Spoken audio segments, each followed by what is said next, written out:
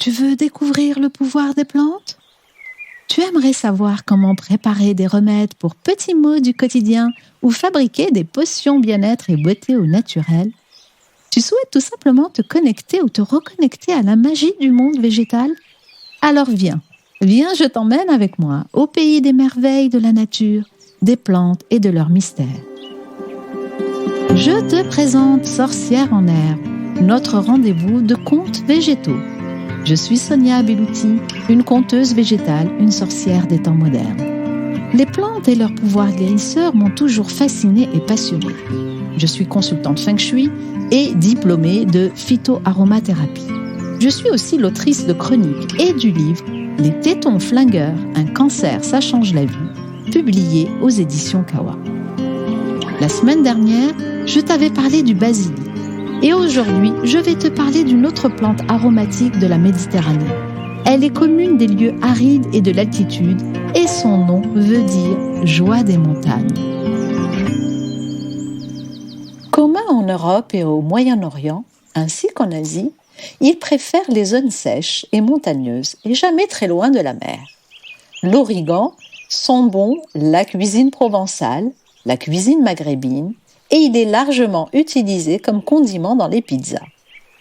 L'origan est formé de deux mots grecs, oros, qui veut dire montagne, et ganos, qui signifie éclat, et que l'on pourrait traduire par joie des montagnes.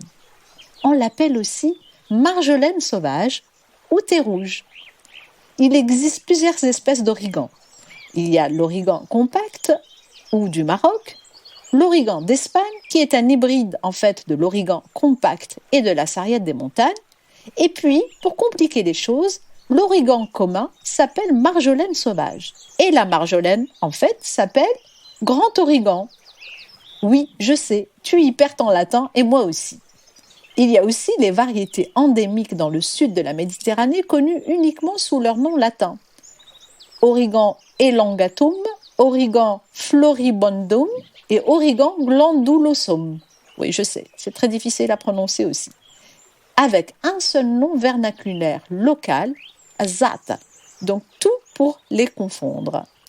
En médecine traditionnelle du Maghreb, il est un véritable panacée avec un emploi identique au thym et dont il partage le nom.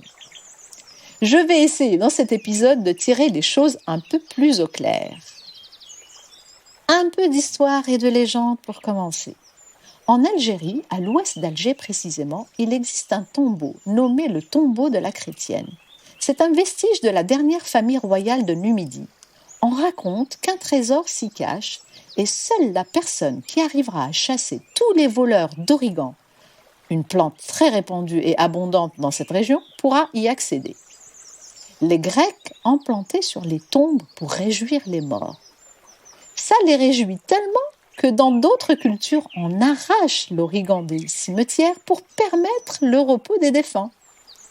D'après la mythologie romaine, c'est Vénus qui aurait conçu l'origan pour soigner les plaies engendrées par les flèches du dieu de l'amour, Cupidon. L'utilisation de l'origan en médecine remonte aux Grecs. Au 1er siècle de notre ère, Dioscoride parle de l'origan pour soulager les douleurs iliaques. La médecine arabo-persane, au XIIe siècle, mentionne l'origan pour raviver l'appétit, aider à la digestion et calmer les coliques. L'origan pris en continu est aussi réputé ralentir la progression de la cataracte. Au Pakistan, l'origan est recommandé en médecine populaire contre les calculs biliaires et les calculs urinaires. On peut aussi l'utiliser traditionnellement en compresse mélangée à du miel. L'origan soulagerait des morsures des scorpions.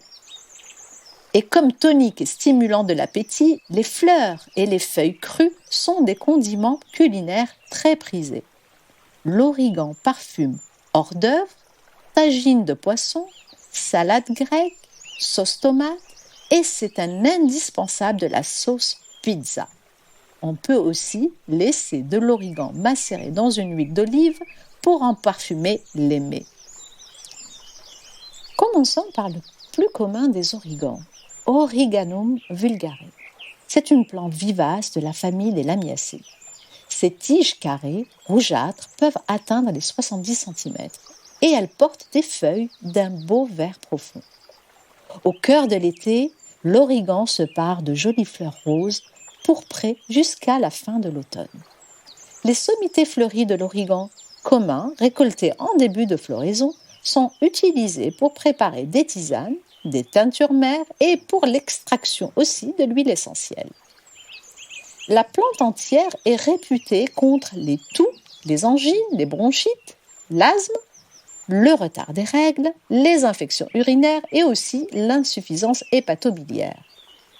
En usage externe, on peut l'utiliser pour réparer des crevasses, des gerçures, en bain de bouche comme antalgique buccal ou encore pour décongestionner un nez bouché. L'origan est pris en infusion en décoction, traditionnellement par voie orale pour traiter des colites spasmodiques, les gastrites et les lenteurs digestives, ainsi que les ballonnements et les irritations. On va aussi pouvoir le prendre en tisane pour les affections bronchiques, ainsi que les états grippaux. Pour cela, on va prendre 5 grammes par tasse d'eau bouillante qu'on va laisser infuser 15 minutes. Cette même tisane, en application locale, donc sur une compresse, peut être utilisée pour les démangeaisons, les piqûres d'insectes et les gerçures. On peut aussi préparer un vinaigré ou un sirop d'origan. 2 recettes qui te seront détaillées sur le compte Instagram Magie Verte. L'origan en tisane est déconseillé pour les femmes enceintes. Aucune contre-indication n'est connue autre que celle-ci dans les dosages que je viens d'indiquer, donc 5 grammes par tasse d'eau bouillante et pas plus de 2 tasses par jour. On ne connaît aucune interaction médicamenteuse à l'origan, donc tu peux le prendre en même temps que tes autres médicaments, ça ne pose aucun souci. Maintenant, on va parler des huiles essentielles de l'origan. Tous les origans contiennent une huile essentielle composée principalement de carvacrol et de thymol. Ce sont 2 molécules qu'on appelle des phénols. Ces molécules leur confèrent des propriétés anti-infectieuses majeures et à large spectre. L'Origanum vulgare, celui qu'on vient de voir pour la plante entière, on l'appelle aussi communément marjolaine sauvage, et il ne faut surtout pas la confondre avec l'huile essentielle de marjolaine qui est l'Origanum majonara.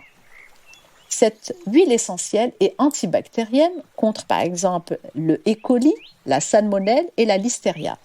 Elle est aussi antifongique et antioxydante et elle est aussi stimulante et tonique générale. L'huile essentielle d'Origanum vulgare est dermocaustique, pas de prise par voie orale donc interne, et toujours la diluer par voie cutanée et jamais sur une grande surface de peau. Voyons voir l'origan compact, Origanum compactum. On va utiliser les parties aériennes fleuries pour la distillation donc, et pour obtenir la fameuse huile essentielle. C'est l'huile essentielle de la grippe, des angines, des bronchites et des sinusites aiguës. À prendre à partir de 15 ans, une goutte sur un morceau de sucre 3 fois par jour. Attention, celle-ci aussi est dermocaustique et pas d'usage cutané étendu et bien la diluer dans tous les cas. En inhalation sèche, l'origan compact peut s'utiliser en massage au niveau du plexus solaire. Elle est conseillée en cas de fatigue profonde et d'épuisement nerveux. Bien la diluer et respecter la règle des 5-5-5, que je répète, 5 gouttes d'huile essentielle dans 5 ml d'huile végétale, pas plus de 5 fois par jour. Et puis pour finir, nous avons l'origan d'Espagne. L'origan d'Espagne est en fait un hybride de l'origan compact qu'on vient de voir, Origanum compactum, qui est mélangé, donc l'hybride avec la sarriette des montagnes. Et son petit nom latin est Caridotimus capitatus. L'huile essentielle d'origan d'Espagne est riche en phénol aussi. Elle est anti-infectieuse, puissante à large spectre, particulièrement indiquée pour les infections urinaires, respiratoires, intestinales ou génitales. L'huile essentielle d'origan d'Espagne s'utilise par voie cutanée diluée de 1 à 5%.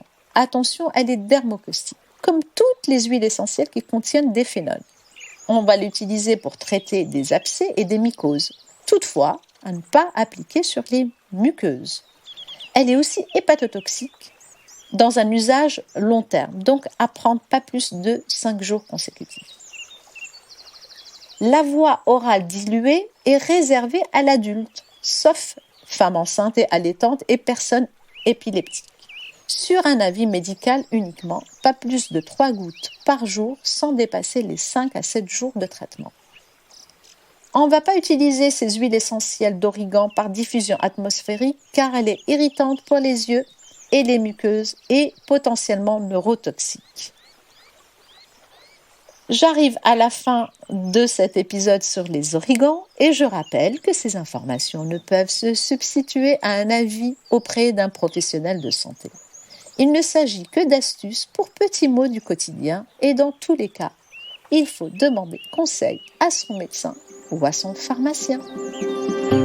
Si tu as aimé ce rendez-vous et si tu souhaites ne manquer aucun des prochains épisodes, abonne-toi gratuitement à la newsletter de Sorcières en Herbe et à la plateforme d'écoute de ton choix. Tu peux aussi me suivre sur mon compte Instagram Magie Verte Sorcière en Herbe. Tu y trouveras plein de recettes et de rituels à base de plantes que tu peux partager autour de toi. Je te donne rendez-vous dans une dizaine de jours pour découvrir d'autres plantes aromatiques et je te dis à bientôt!